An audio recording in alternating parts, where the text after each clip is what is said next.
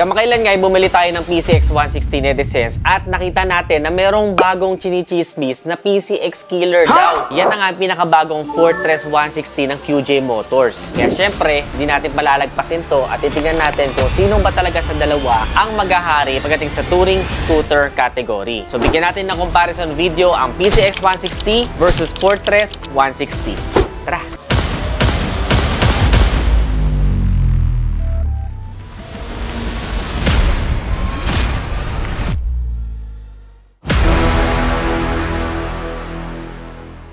Let's first talk about the looks netizens. Pero syempre, magkakaiba naman tayo ng taste. Kung makikita nyo, medyo same din yung hinahatid nila na medyo may pagkabilugan. Si PCX 160, sa mga nag-stand out sa kanya is yung kanyang headlight. Ngayon, pag tinignan nyo naman yung front face nito ni Fortress 160, para naman siyang si Cubone dun sa Pokemon. It is refreshing na makakita ng bagong design sa touring scooter category. Pares na rin pong LED yung mga ilaw nila, pero kung nabibitin ka pa sa buga ng ilaw nito sa gabi, ay pwede ka magpakabit ng Prism na mini driving light. Dahil yan yung trusted ko na talagang makikita mo yung buong paligid ng malinaw pero sobrang liit lang nung driving light mo. Isa rin sa napansin ko netizens ay parehas din silang walang metal na grab bar sa likuran. Parang part ng fairings yung pinaka grab bar ng angkas. At syempre, dun sa PCX 160 nakita natin kung paano natin siya nakabitan ng K3 bracket. And I wonder kung same din ba yung setup for the Fortress 160. Pero kung kayong tatanungin netizens, alin sa kanilang dalawa ang mas malakas ang dating in terms of aesthetic or design? Comment nyo nga dyan. Syempre, tingnan naman natin yung kanyang engine. Parehas lang merong 160cc displacement na liquid-cooled para effective sa mahabang biyahe at iwas overheat. Parehas din silang naka 4-stroke, single overhead cam, at merong 4 valves na engine. Para syempre, hindi tayo mabitin sa hatak. Now, merong kasi tinatawag din na hybrid engine itong si Fortress 160 which will give you additional torque boost. Pero surprisingly, pagdating sa maximum power ay meron silang parehas na 11.8 kilowatts at 8,500 RPM. At pagdating naman sa maximum torque, given the fact na merong hybrid engine itong si Fortress 160, ay lamang pa rin si PCX dahil 14.7 Nm of torque ang meron siya at 13.7 Nm of torque lang ang meron itong si Fortress 160. Both at 6,500 RPM. Now, for the fuel consumption, we can both expect for these scooters to have 45 kilometers per liter. Pero syempre, kagaya na lagi kong sinasabi ay still may vary depende sa inyong throttle habit, rider's weight, road condition, etc. Now, tingnan naman natin yung kanyang braking system. Parehas naman po silang ABS na merong disc brake sa unahan at disc brake sa likod. Pero, nakalamang naman dito si Fortress 160 dahil dual channel ABS po siya at single channel ABS lang itong si PCX 160. Mas maganda pa rin na parehas ng preno mo ay naka-ABS na para for sudden brakes or biglaang preno ay hindi mag-lock yung mga wheels mo na magkukos ng pag-slide or semplang. Si PCX 160 ay meron din tinatawag na Honda Selectable Torque Control which is same functionality ng traction control system na meron din po itong si Fortress 160. Ang ginagawa niyan ay kapag nadulas tayo ay isi-synchronize nung likuran na gulong yung ikot doon sa unahan na gulong. So parang papabagalin niya para hindi ka tuluyang mag-slide kapag medyo slippery yung road. So, bukod sa ABS ay talagang safe na safe ang dalawang motorsiklo na to dahil may traction control system din. Panalong deal, di ba? Pagdating naman sa suspension ay parehas din made for touring kaya magiging comfortable talaga ang ride nyo sa dalawang motorsiklo na ito. Telescopic forks sa unahan at naka-twin shock naman sila sa likuran. Yun nga lamang ay hindi ko pa natetest drive itong si Fortress 160 so abangan ninyo kapag nakahiram na tayo ng unit dahil dun ko i-reveal kung kamusta nga ba siya if you will compare it sa aking daily drive sa kasalukuyan na PCX 160. For the tire size naman netizens ay meron tayong 110 by 70 14 sa unahan para kay PCX at 110 by 80 40 naman para kay Fortress 160. Sa likod, parehas lang ang size ng gulong nila na 130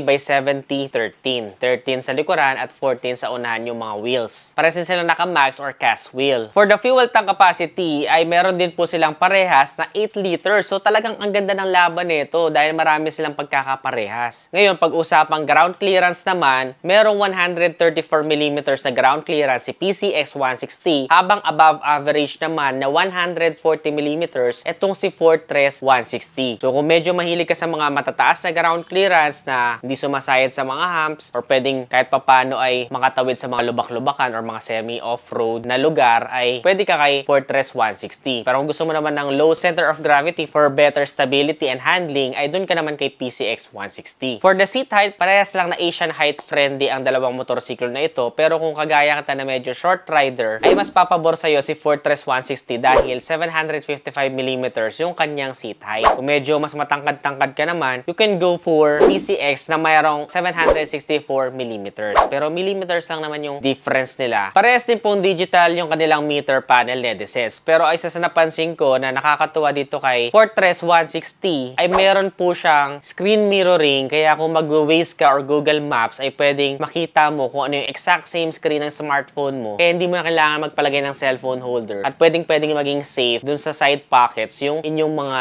telepono. Lalong-lalo na kapag maulan, hindi mo na kailangan bunutin. Safe na siya dun sa bulsa. Isa pa rin sa napansin ko sa fully digital meter panel nitong Fortress 160, madami ka rin pamimilian, kagaya ng pwede mo i-change yung kanyang background, pwedeng naka-night mode or daylight mode. At meron din siyang PSI ng gulong. Napaka-importante niyan, parang sa sasakyan ko lang yan nakikita. Kahit sa sasakyan, how I wish talaga na natatrack natin kung ilan pa yung hangin ng gulong para alam natin kung flat ba tayo or kailangan ba ng hangin or sobra sa hangin. Galing, di ba? Parehas din po silang may USB charging port, pero nakalamang din tong si Fortress 160 dahil meron siyang Type-C na USB charging port na perfect para sa mga iPhone user or kung Type-C yung pinaka-input ng inyong charging cable. Si PCX 160 naman, pagdating sa rear tail light, ay meron siyang X-shape. Tapos parang somehow ganun din yung kay Fortress 160, pero parang may pagka-Asian font yung datingan niya para sa akin. And good thing dahil parehas silang full assembly at walang mga nakalitaw na turn signals na pwedeng mabali in the long run. Syempre, FI na rin po ang parehas na motorsiklo na ito at dapat talaga ay keyless na rin. So, future-proof na both of this scooter talaga. Meron na din silang parehas na idling stop system na kung saan within 3 to 5 seconds, wala kang activity sa iyong throttle, ay magsha-shut off yung engine to save gas and para iwas na rin sa noise pollution. And then, twist mo lang ulit yung throttle mo ay aandar na siya. No need to push start. Speaking of push start, ay parehas din po sila na merong ACG or alternating current generator na nagbibigay ng silent start sa motorsiklo. Wala na yung parang ignition sound na maingay kapag nag-i-start tayo. Dagdag mo pa dyan na meron ding anti-theft alarm itong si PCX 160. Para naman sa wheelbase ay mas mahaba itong si Fortress 160 at sa overall dimensions ay mas malaki, mas malapad at mas mataas itong si Fortress 160. Lalong-lalo na siguro kung makikita nyo siya ng side-by-side sa personal. Kung mahilig ka sa mga medyo brusco at malalaking tignan na motorsiklo, ay perfect sa itong si Fortress 160. Pero ganun pa man, pag nakita nyo din naman sa personal itong si PCX, hindi rin naman may tatanggi na meron din siyang bulky look. But if you want specific, based sa specifications, ay mas malaki yung dimensions nitong Fortress. Pagdating naman sa bore and stroke ay merong 60 by 55.5mm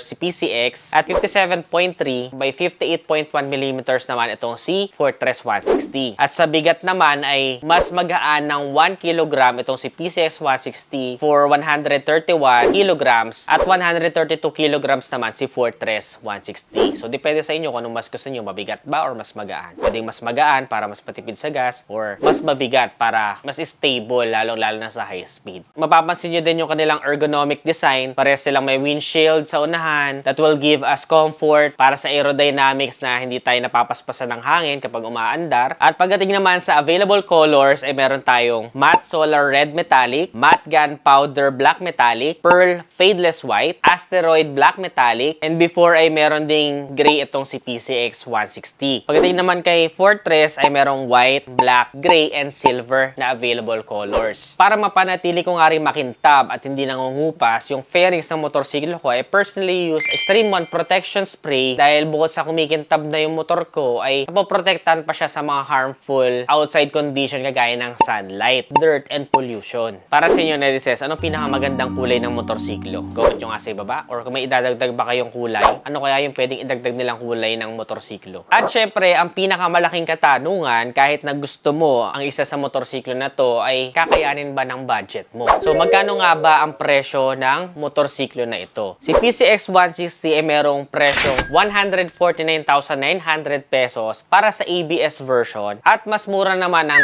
10,000 pesos dahil 139,900 pesos naman ang SRP ni Fortress 160. Pero kung talagang gusto mong tipidin yung budget mo, ay merong CBS version na ino-offer si PCX 160 na nagkakahalaga lamang ng 131,900 pesos. At ayan na nga, netizens, ang dalawang touring scooter na naglalaban ngayon sa market. Pero syempre, meron pang natutulog na isang malaking pangalan, which is yung Yamaha NMAX 155 na hindi pa nakasama sa comparison video na to. Dahil kung makikita nyo, halos same yung vibes nitong PCX at Fortress. Kaya sila yung first na pinag-combine natin at chinichismis nga na PCX killer daw to si Fortress 160. Agree ba kayo doon? Ngayon na nalaman nyo na yung kanyang specs and features, comment nyo naman dyan sa ibaba. Para sa inyo, alin sa dalawang motor na to ang nangibabaw? Comment nyo din dyan sa ibaba para makita din ng mga audience at ng mga future consumers kung alin sa dalawa ang pipiliin nila. Gusto nyo ba na mapanood na isama natin sa laban yung NMAX 155? Comment nyo rin dyan sa ibaba, baka sakali nagawa natin ng part 2 video na 3-way comparison na, o baka gusto yung lahat-lahatin na at meron pa kayo naiisip na isa pang touring scooter na pwedeng isama dito sa comparison video na to. I-request nyo lang dyan sa comment section. Kung nagustuhan mo to, netizens, don't forget to give this video a thumbs up, subscribe. Again, this is Ned Adriano. Always keep it cool and ride safe always.